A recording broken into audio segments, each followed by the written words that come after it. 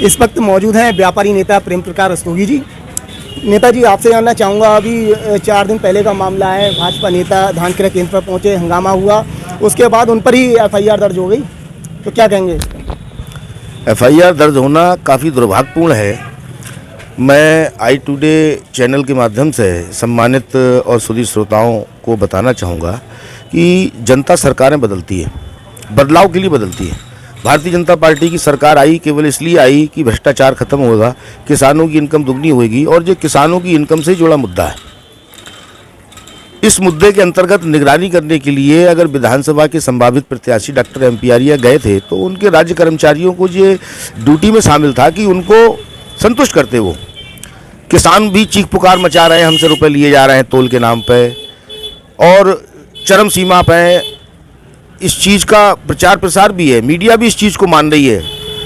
कर्मचारियों का कहना यह है कि मारपीट की गई उनके साथ में, और उसमें आपके बेटा जो है सचिन रस्तोगी, वो भी शामिल थे, तो ये कहाँ तक ये ठीक है और आपको क्या लग रहा है इस पर? अवसरवादी लोग होंगे वहाँ जो आक्रोशित होंगे, उनने हो सकता है मारपीट करी हो। ना तो हमारे बेटे से जो अपेक्षा आप कर सकते हो कि वो मारपीट करेंगे, ना डॉक्टर MP आर्या से, ना भारतीय जनता पार्टी के किसी आदमी से मारपीट की आप अपेक्षा कर सकते हो। वो बात दूसरी है, उन राज्य कर्मचारियों ने ये काफ़ी अक्षम्य काम किया है। एक तरीके से देखा जाए, इन्होंने प्रजातंत्र में जो लोकतंत्र है इसको ललकारा है, एक अघोषित रूप से समानांतर सरकार चलने की व्यवस्था दी है। अरे भाई, राज्य कर्मचारी वही अच्छा है जो सरकार की नीतियों का अक्षरशः पालन करे। अब जो इनसे पालन कराएगा वो इसके ऊपर FIR लिखाएंगे, इसका मतलब सत्ता पे पलटवार कर रहे हैं, तो सत्ता लौटने का प्रयास कर रहे हैं। वजह क्या मानते हैं FIR दर्ज हुई है, क्या वजह रही? ये केवल राज्य कर्मचारियों की हेकड़ी है, उनकी दबंगई है कि उन्होंने जो है, बात तो हुई होगी। आपको क्या लग रहा है, आरोप क्या है, डॉक्टर साहब के आरोप क्या है या उनके क्या है? राज्य कर्मचारियों की स्वार्थ सिद्धि को लेके उनके मकसद में रुकावट डालने का जो काम डॉक्टर आर्या और उनकी टीम के द्वारा जो किया गया है, उसी का प्रतिफल है जो FIR लिखाई गई है। इसके अलावा सचिन जी कुछ भी नहीं है। किस तरीका के उनके कार्य थे, थोड़ा स्पष्ट करें।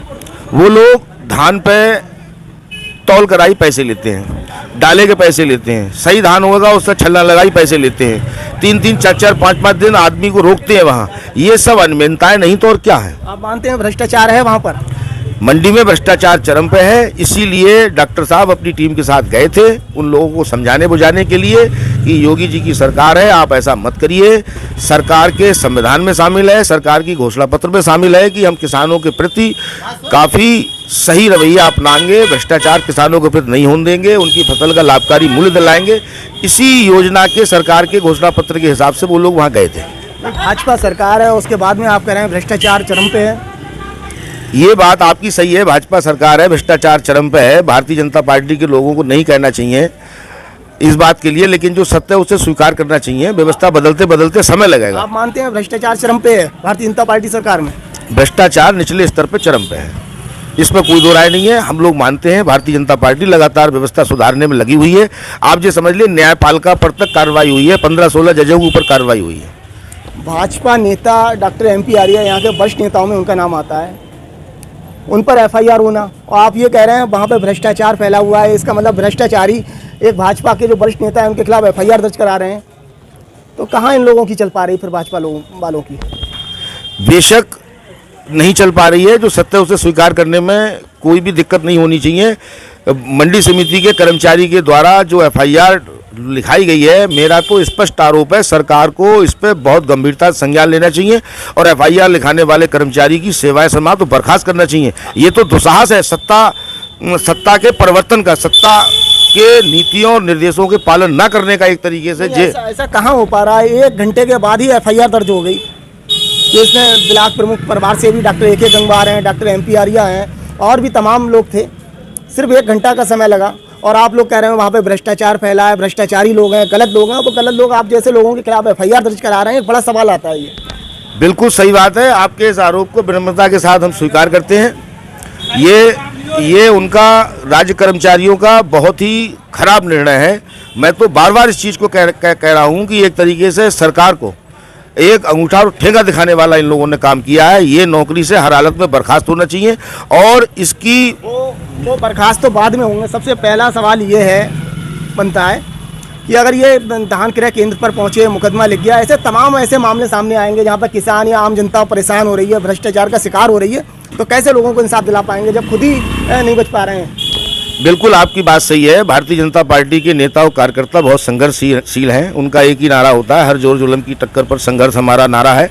अभी तो गन्ना सोसाइटी में भी ऐसा होना है। गन्ना पे भी लोगों की पर्चियां चल रही हैं।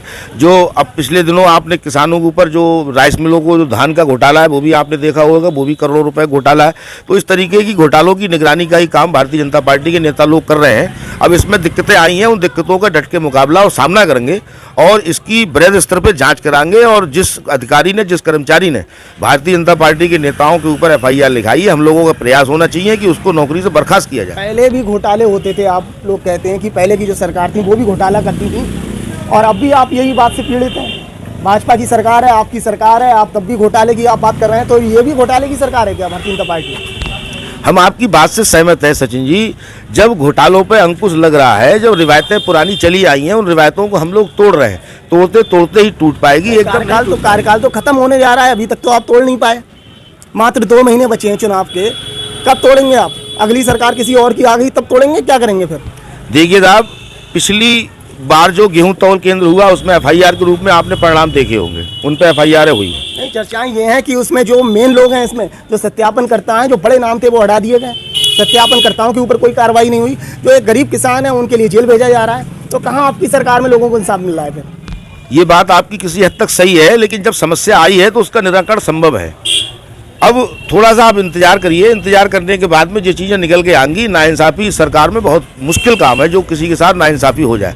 जो नाइंसाफ़ी हो रही है, जो लोग किसान थे, जो गरीब किसान थे, वो जेल 3-3 महीने बाद जेल से छूट के आ रहे हैं, और जो धनाढ़ लोग थे, 74 लोगों में, उनके यहाँ पुलिस उनके गेट पे तक नहीं पहुँची। तो इसे क्या कहेंगे? गरीबों के लिए पीड़ित करने वाली सरकार है फिर क्या? ये भी एक व्यवस्था का अंग है। हम मानते हैं इस बात को कि एक लचर विवेचना, लचर इन्वेस्टिगेशन है, और कहीं ना कहीं नौकरशाही के प्रति बचाव भी है, लेकिन वो बच नहीं पाएंगे। मेरा आपसे यही आग्रह है। कब नहीं बच पाएंगे? सरकार तो 2 महीने बाद चुनाव है, कब कार्रवाई आप करवाएंगे? 2 महीने रहेगा, पूरा कार्यकाल निकल गया, आप अब तक कार्रवाई नहीं करवा पाए। इन्वेस्टिगेशन व्यवस्था में सचिन जी और न्यायिक व्यवस्था में हम लोगों का इंटरफेयर नहीं रहता है। आप 2 महीने की सरकार नहीं, आप जो मान के चलें कि 2 महीने के बाद भी भारतीय जनता पार्टी की सरकार को आना है, किसी दूसरी सरकार को नहीं आना है। और जो 70 साल की व्यवस्था है, इसे बदलने में थोड़ा बहुत समय लगेगा, एकदम नहीं बदल पाएगी। हम लोग बहुत प्रयास कर रहे हैं। और फिलहाल ये मानना है आप भ्रष्टाचार पहले भी था, अब भी है? भ्रष्टाचार तो आपने स्वीकारा है अभी?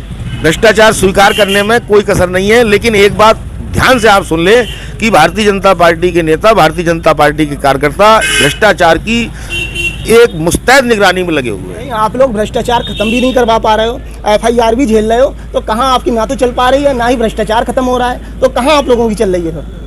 महोदय, ये भ्रष्टाचार खत्म करने की, किसान को सहूलियत देने की, किसान के धान को सही तरीके से तुलवाने की बात थी, जो डॉक्टर MP आर्या अपनी पूरी टीम के साथ गए थे। वो वहाँ लड़ाई झगड़ा करने के लिए नहीं गए थे। समाधान क्या निकला? समाधान कहाँ निकला? कोई समाधान? उससे ज्यादा ट्रालियां वहाँ पे गेट पे खड़ी हैं इस समय। बिल्कुल बात और डॉक्टर साहब और आपके बेटे और तमाम लोगों के खिलाफ FIR भी दर्ज हो गई, तो समाधान कहाँ हुआ उस चीज का? सचिन जी, आप विश्वास मानिए, ये FIR रंग लाएगी आपके कार्यकाल खत्म होने के बाद में। कार्यकाल दोबारा लौट के फिर आना है, और नहीं आया तब? नहीं आएगा, ऐसा असंभव है। और अगर कार्यकाल नहीं भी आता है तो हमें, जब FIR लिखी है, तो जब घटना हुई है, घटना की जांच का हम लोगों को भी स्वतंत्र अधिकार है, हम लोगों को भी अपना हक है। कार्यकाल में गन्ना घोटाला, 6000 धान कुंटल घोटाला, ऐसे तमाम घोटाले हुए, उन पे ना ही जो मास्टरमाइंड है, ना वहाँ तक आपके लोग पहुँच पाए, उन पे कार्रवाई हो पाई। जो गरीब तबके के लोग हैं उन पर कार्रवाई होकर उन्हें जेल भेजा जा रहा है, तो कहाँ आपकी सरकार में लोगों के लिए इंसाफ मिला है?